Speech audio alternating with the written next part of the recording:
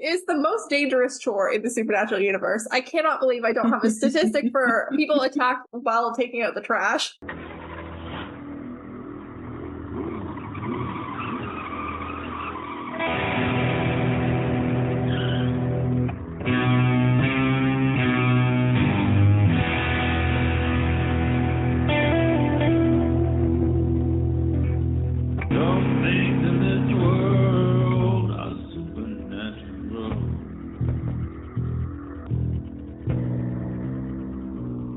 My name is KJ, and you're listening to the Supernatural Opinions podcast, where some things in this world are supernatural. My pronouns are she, they, and this is the podcast where I talk to my fellow Supernatural fans about Supernatural, and we share our Supernatural opinions. New season. Today I'm being joined by my guests, Meredith and Ella. Meredith, remind everyone who you are. It's a new season, so we might have some new people. All right. I'm Meredith. My pronouns are she and her, and I didn't do any research for this, but we're going to see what happens. Yeah, it'll be a surprise.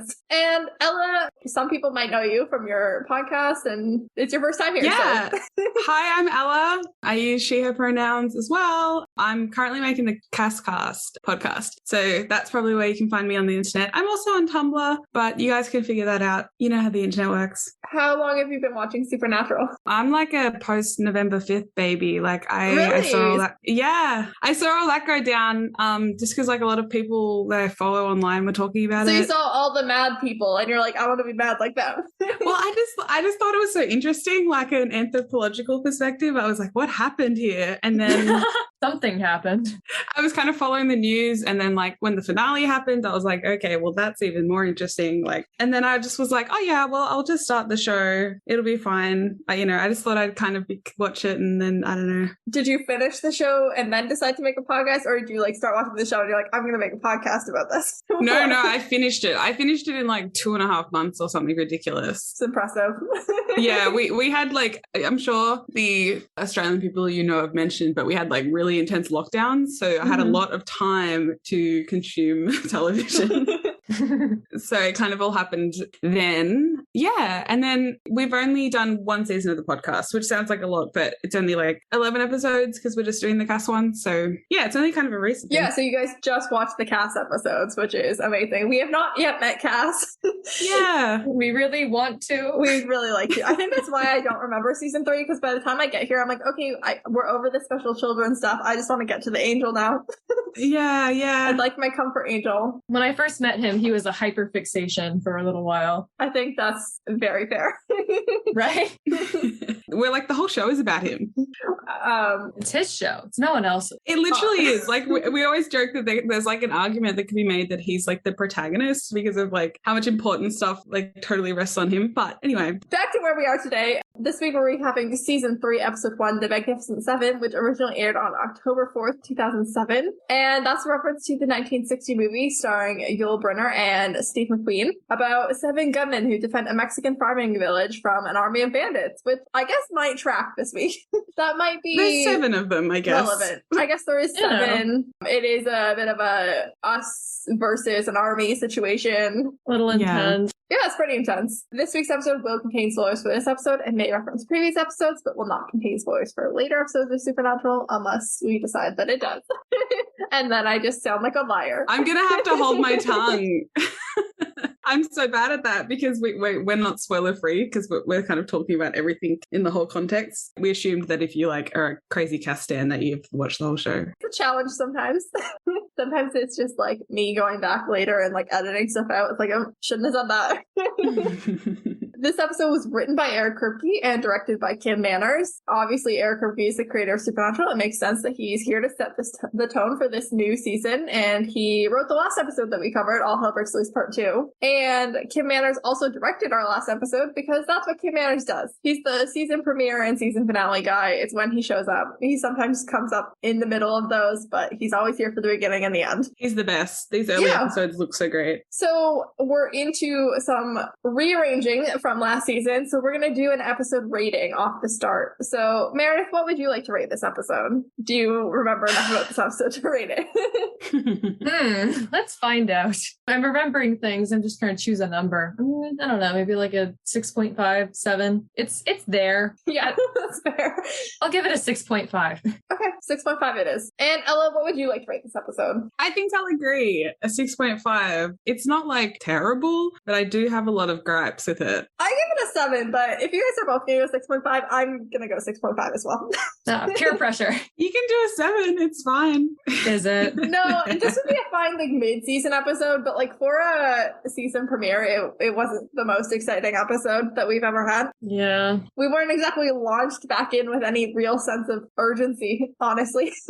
But it was a fine episode. I just think it would be better as a middle episode. It's better than I remembered it being, but it's not one I've ever felt the need to rewatch unless I was doing a podcast. And here we are. Yeah. Total death count. We're also going to do off the start from now on. This week, high on the death, we had Isaac, the lady with the shoes, 3 possessed people who didn't make it out of their possession, plus Walter, who was also possessed. So that's 6. So that brings our on-screen total to 207. And wow. The on and off-screen total for this episode was those 6 plus another family of 3, so 9. And so that means our on and off-screen total is 1,360 plus. Oh, cool. Yeah. Welcome to the new season. We're doing great, guys. Yeah. Small numbers. Tiny numbers you've just recalled. It adds up. It just takes one massacred town to really jack the number way up.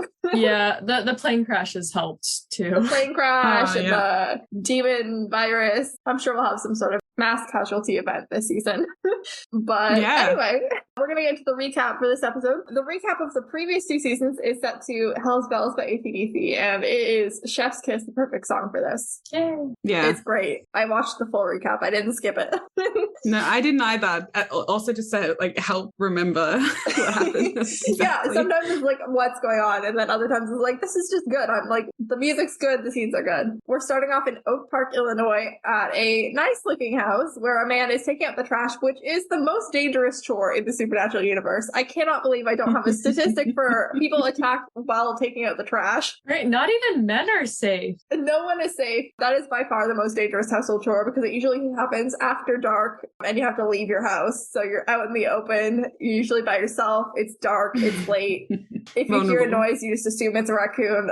It's a very, very like fraught expedition. Yeah, I remember taking out the trash in our sleepy little suburb. I'd be like, I'm gonna die. This is it. I live in an apartment building with a trash chute now, so I'm much safer. Oh, good. Go out into the hallway. You could get thrown down the trash chute. It's a very small trash chute, so I don't think I'll fit. I think I'm good. It would have to be premeditated. They'd cut you into pieces first. Great. I'm so glad we planned that out in detail. Yeah. Well, it's a good podcast for it. The lights flicker, the trash quivers, a cloud of lightning and demon smoke descends and possesses this dude. So he is yet another victim of trash. Ironic that he's being possessed and he's a victim of trash. Yeah. A week later, Sam is reading some demon lore in the car while Dean is monopolizing their motel room to hook up with a girl. And Bobby calls with something, so Sam knocks on the door. But he doesn't knock on the door and then wait for a response. He knocks on the door and then just walks in because he's, I don't know, it's amateur hour here. I had such an issue with that. And then like I only enjoy it because of what Sam says just after that he like wants to borrow a knife and gouge his own eyes out. So like I was like, okay, well, it's worth it to hear Sam say that. Like, at least we got that line, even though you screwed up, dude. He gets a full eyeball of Dean and his lady friend. You Ain't Seen Nothing Yet by Back When Turner Overdrive is playing, and Sam has seen something. More than one something. Cut to Dean in a very good mood, just really testing baby suspension as he gets air coming over the top of a hill, which means you're driving too fast. And Sam, just really wishes he hadn't seen what he saw. And I thought Bobby was sending them, but Bobby's meeting them at a crop failure. And also a swarm of cicadas have also been a nuisance, I guess, outside of Lincoln, Nebraska. Thin reasoning, I would say. Like, I'm pretty sure there's lots of cicadas around any kind of farmland anywhere. Crops fail from time to time, I also imagine. You know, it's not always demons, but it could be. But anyway, we find out that the demon smoke cloud swarm we saw at the beginning of the episode happened in 17 cities. on the same night that the Devil's Gate was open, not just Oak Park, Illinois, but since then it's been 5 days and I haven't heard anything. It's been demonic silence since then. And Dean says, well, if there's going to be a war, I wish it would start. And Sam's like, please be careful what you wish for. We could just not have a war. You don't need to wish that upon us. And Bobby's waiting for them, which I was very excited to see Bobby once again outside of his home. And Dean is very flippant in defending his bacon cheeseburger for breakfast by saying, well, sold my soul, got a year to live, I ain't sweating the cholesterol. And I'm like, that's an attitude to have. It's a nice way to remind the audience what's going on. That was too cavalier for me. That hurt my feelings. Yeah, there's a certain mood that is radiating through Dean this episode that is very upsetting. Yeah, and it's hurting Sam and Bobby's feelings also. It's very Dean to be like this. It's in character, but it doesn't make it any nicer to watch. Could just be nicer to your family, you know, like, yeah, this thing's happening to you, but it's also happening to them, and you should be nicer to them. They go to the nearest door and they break in, where Dean immediately regrets his choice in cheeseburger because they find a dead family in front of the TV, and they've been dead for a hot minute. They've been there a couple days at least. They look gross. Yep, it's bad.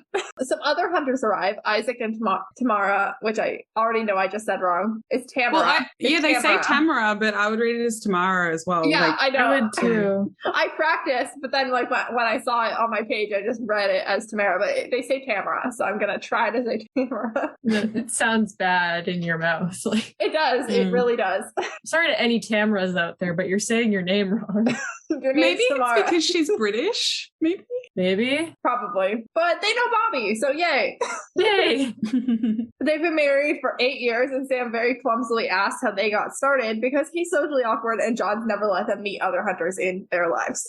So funny. He's such a freak. That's just like the worst question you could ever ask someone. And we later find out that their daughter got murdered by a monster. So that's how they got into the business. So that's very awful. They've only been married 8 years. So like, I'm assuming that their daughter was probably young. Yeah. Not that they couldn't have had a child before they got married. Just I'm assuming they probably didn't. Yeah, it's implied that they were just kind of like normal people before that. Yeah. Dean is flirting with the coroner's tech, Jessica, who delivers the very troubling news that the family just sat down and never got back up. They just dehydrated and starved to death in front of the TV. They had a fully functional kitchen. They had groceries. They had water, but they just sat down and died somehow. They died doing what they loved. Watching trash TV. Sometimes you just have weird hobbies. I mean, examples A. Right here. I noticed that the tech that he was talking to, her name was Jenny. Yes, it was Jenny, and he was flirting with her. I just was like, is there just like 20 names in the whole like universe of the show? Probably. I mean, probably. They could have picked up a like name book at some point. Like they so many repetitions. Yeah, they really could have. It's a good reflection of real life, though. Yeah. There are lots of names that are just used all the time. My name isn't ever used, I noticed. Like, really? There's a website where you can look up the transcript for like every episode and it will read through them. And yeah, my name's not there. Isaac and Tamara do not want to work together, or especially with the guys who let the Devil's Gate be open. And Isaac uses the phrase, never brought on the end of the world. And I'm like, it's not even the first time that they're going to be known for doing that. But also, it wasn't them this time. Like, it was Jake. Jake opened the Devil's Gate. They just happened to be there. They were like 2 minutes too late to stop him. That's not their fault. If you're going to spread rumors. And they don't try to explain either. Sam was clinically dead. It's not his fault that he got slightly delayed. Don't blame the victim. If that hadn't happened, he would have been 3 days early. Yeah, he was clinically dead because of Jake. Yeah, it's not his fault. If they had just stayed at Bobby's, then like would they have gotten blamed for just being at Bobby's? Like, it's not their fault just because they were there. But okay, if Isaac and Tamara want to be mean, then they can be mean. It's fine. It's not going to work out well for them anyway. We then meet our new character who is lurking in the darkness. We'll meet her later at some point, but we don't get a name for her this episode, so I will just be referring to her as Blondie of the Night, purely from this one scene where she's just lurking in the dark. You say Blondie of the Night? Yes. Yes, it sounds like a type of pastry. It does. I thought you said Blondie with the knife. I mean, that would also fit. Either of those would work. They're both apt descriptions. But she doesn't have a name in this episode. She barely has a line in this episode. But it's fine. We'll meet her eventually this season. Calling her the woman from Arrow also works. Yes, that would also work. The possessed guy from Oak Park comes into a store and tells a woman that the shoes another woman are holding are very nice, and that woman goes up to the woman holding the shoes and says she wants them, and then follows her out of the store when that woman buys them and kills her for the shoes, which are green, just for like trivia points. It's gonna be relevant later somewhat that the shoes happen to be green. But his death is so brutal. yeah, it's rough. It is like random woman on woman violence over a pair of shoes. Yeah, we do. We see all of it. We see it from like she gets like slammed on the car. We see it from like inside